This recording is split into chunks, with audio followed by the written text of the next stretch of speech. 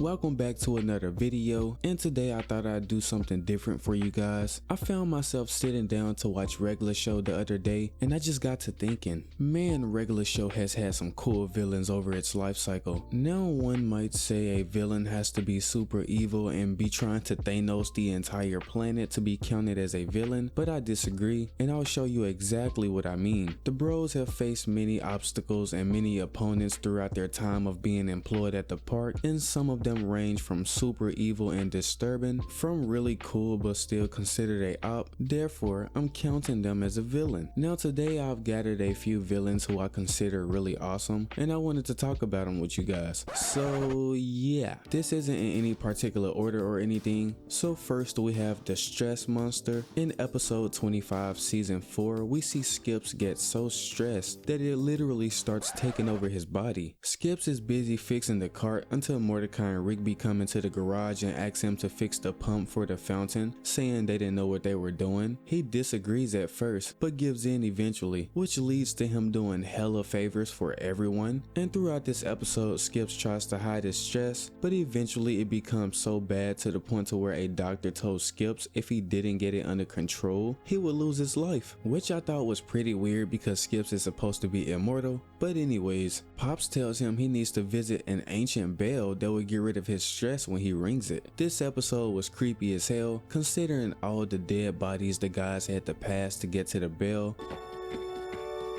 Whoa, who are all these dead guys? And in this episode, Skip's stress eventually leaves his body, becoming this terrifying monster of its own. This monster also featured the stress of all the other guys because they were supposed to keep their ears covered after they rang the bell. But of course, Rigby being Rigby, he didn't follow the instructions, leading to the birth of this horrifying monster. Where do you guys rank the Stress Monster on your tier list of villains in Regular Show? Let me know down below. Next we have the Hammer. Oh yeah, this guy was cool as hell. The Hammer was featured in season 2 episode 8. He would also make appearances in Exit 9B and Expert or Liar. The Hammer is the final boss of a nameless video game about a karate duo going through these levels while having to defeat enemies such as Triple Thugs and the Big Pink Monster, who can only be defeated by kicking them in a junk. Bruh, the games Mordecai and Rigby used to play were so 80s and looked so simple, but they would make the games look so fun. I always wanted to plug in another controller and play with them. I know I'm not the only one. Now we all know the Hammer was portrayed as unbeatable according to Muscle Man, but Mordecai and Rigby say they had the formula to defeat him. The Hammer ends up coming alive on this janky TV the guys had to force the game to work on in the first place. Dude, take my picture!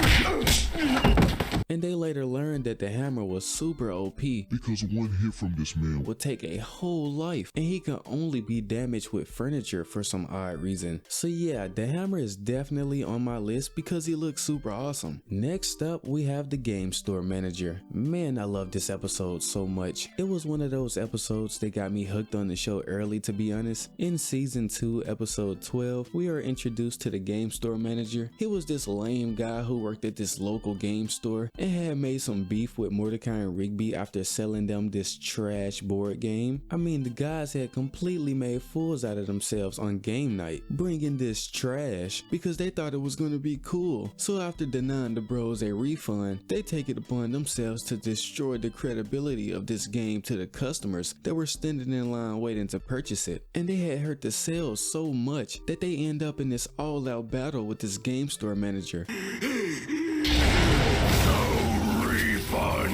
This episode was just freaking awesome because the store manager proved all you had to do was use your imagination, and this game could be pretty cool. He transforms into this evil villain named Darthun and attempts to hold the guys off before they can make it close to him, but in the end he is defeated or just stabbed by a ruler. You see, he wasn't some evil guy looking to take over the planet. He was just this typical game store manager who didn't want to give the bros a refund, but he's still considered a villain because he was the main obstacle the bros had to overcome. This was the thing I was talking about earlier when I mentioned someone can be a villain without actually being evil. Next up, we have Chad and Jeremy. Yeah, and I know what some of you are thinking right now. How are these guys villains? Well, being that Benson brought these guys around solely for the purpose of replacing Mordecai and Rigby, I would definitely say they're villains to them. Not to everyone, but specifically to Mordecai and Rigby. Were they evil? No. Were they cool as hell?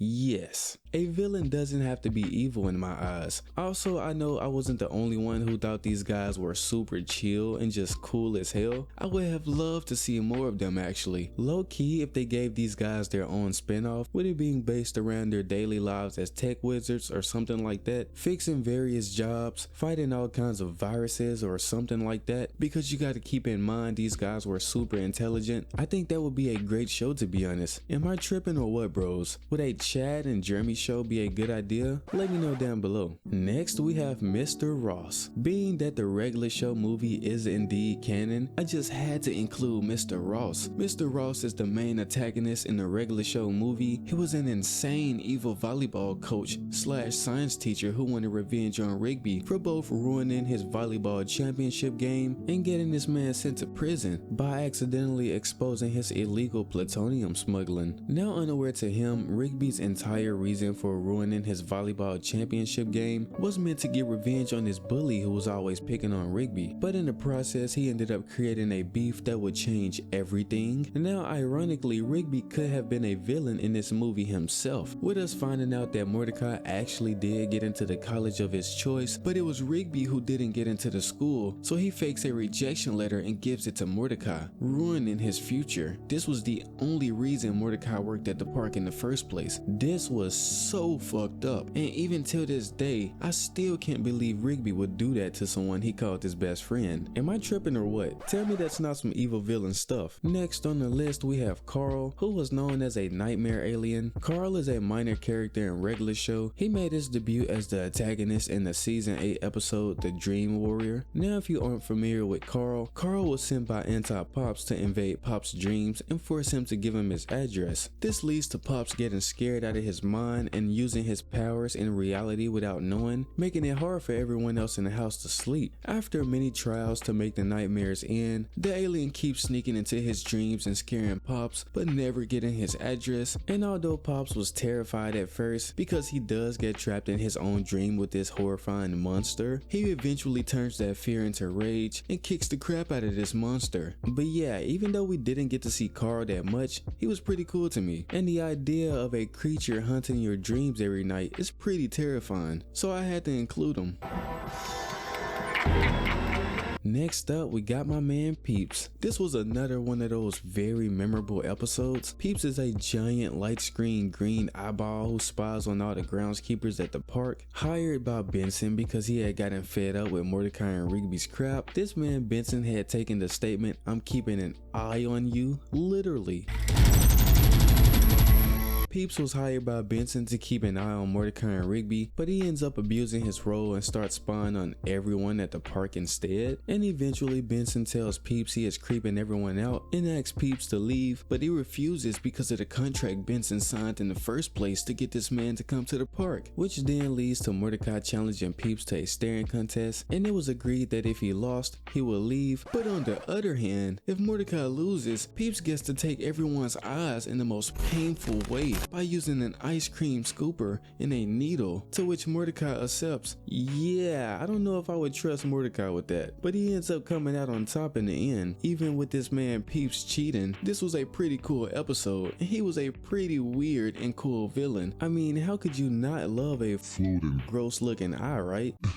Next, we have that creepy wizard from Terror Tales of the Park. This was definitely one of the most terrifying episodes of all time from regular show. The story of this evil wizard was that he lives inside of a large, supposedly haunted mansion, which was egged by this man Rigby due to him turning off the light and not responding when being asked by Rigby to provide him with some candy. This man Rigby is always the cause of some mess. Bruh. He later lurks around Pop's house and used his dark magic magic to turn Rigby into a freaking house. And I remember that creepy scene when Muscle Man was on the porch guarding the house, just scared out of his mind. And if you ask me, he had every right to be, because he drags Muscle Man into the woods and skins this man alive. Nah bruh, that's worse than the treatment Rigby got. He turns this man High Five Ghost into liquid, slices Mordecai's head off, burns Skips alive, flushes Benson down the toilet, sends this man Pops to a whole different dimension, and then drowns this man Rigby in egg yolk. Now yes, it was later revealed that this was just some story that Rigby had made up and was telling at the Halloween party, so technically he wasn't a real villain, but he was a fictional villain created by Rigby, and I just so happened to find him incredibly creepy, so I wanted to include him. Moving on over to Skull Punch. Skull Punch is the name of a British heavy metal band that had died and returned as Ghost in Regular Show, living in an old RV in the park after Muscle Man and High Five Ghost decided to crash their RV into a crash pit that they had made 2 weeks ago. The ghost captures them and planned to leave them inside of the RV when it exploded in the crash pit. This band was complete badass and made history in the show. Being that they were the only ones to die twice in this show, they performed a rock song while the RV was going into the crash pit but failed to jump off in time, so they just went into the hole and died again. And while these guys were really cool, we didn't really get to see much of them, with them only appearing in that one Terror Tales of the Park episode, Death Metal Crash Pit, but they were some of the coolest looking villains I ever seen in Regular Show. Not to mention they had some killer tunes.